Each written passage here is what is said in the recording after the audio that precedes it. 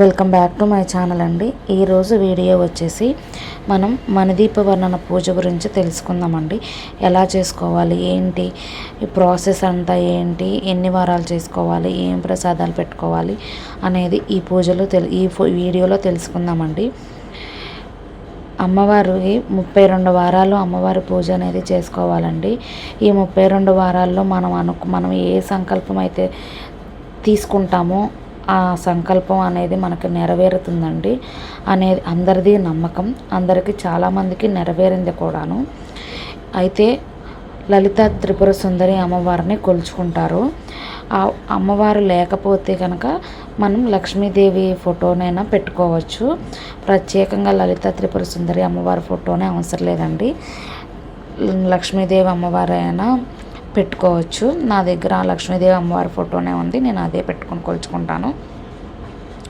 అయితే నాకు 9 రకాల పువ్వులు దొరికినాయి అండి. నాది 13వ వారం. ఇప్పుడు నాకు 9 రకాల పువ్వులు దొరికినాయి. నేను ఆ 9 రకాల పువ్వులతో 32 ఒక్కొక్క పువ్వు 32 కావాలండి. ఒక్కొక్క శ్లోకానికి ఒక్కొక్క పువ్వు పెట్టుకొని చేసుకుంటామండి. 32 శ్లోకాలు ఉంటాయి. మనకి మణిదీప వర్ణన పుస్తకం అంటే బయట దొరుకుతుందండి. తెచ్చుకొని లేదంటే లలిత సహస్రనామాల బుక్లో అయినా మణిదీప వర్ణన పూజ శ్లోకాలు అనేవి ఉంటాయి. ప్రత్యేకంగా ప్రసాదాలు అనేది చలిమిడి, వడపప్పు, బెల్లం ముక్క, పానకం, పులిహోర, పరమాన్నం ఇలా చేసుకుంటామండి మన శక్తి కొద్దీ. లాస్ట్ రోజున 32వ వారం మాత్రం చక్కగా అమ్మవారికి అన్నీ చేసుకొని తాంపాన్లు, చీర, జాకెట్టు అలాంటివి పెట్టుకొని చక్కగా మంచిగా చేసుకొని ముత్తైదులను పిలుచుకొని భోజనం పెట్టుకొని వాళ్ళకి మన దీపవర్ణన పుస్తకం అనేది ఇచ్చి పండు తాంబూలంలో పెట్టి ఇవ్వాలండి. నాకైతే ఇంకా అంత ప్రాసెస్కి రాలేదు. నాకు 13వ వారంలోనే ఉన్నాను.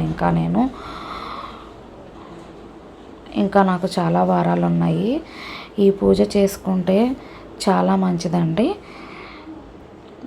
ఫస్ట్ పసుపు గణపతిని కూడా చేసుకోవాలి. చేసుకొని ముందు గణపతికి సంబంధించిన స్తోత్రాలు చదువుకొని ఆ తర్వాత మన దీపవర్ణన పూజ అనేది స్టార్ట్ చేసుకొని ఆ 32 శ్లోకాలు చదువుకుంటూ 9 సార్లు చదువుకుంటూ 32 శ్లోకాలు మనం ఈ పువ్వులు అనేది అమ్మవారికి సమర్పించుకుంటూ మనం ఈ పూజ అనేది మొదలు పెట్టుకోవాలండి. మీ అందరికీ వీడియో నచ్చితే మాత్రం కంపల్సరీ మన వీడియోని లైక్ చేయండి. ఇలాంటి వీడియోలు మళ్ళీ వస్తాయి.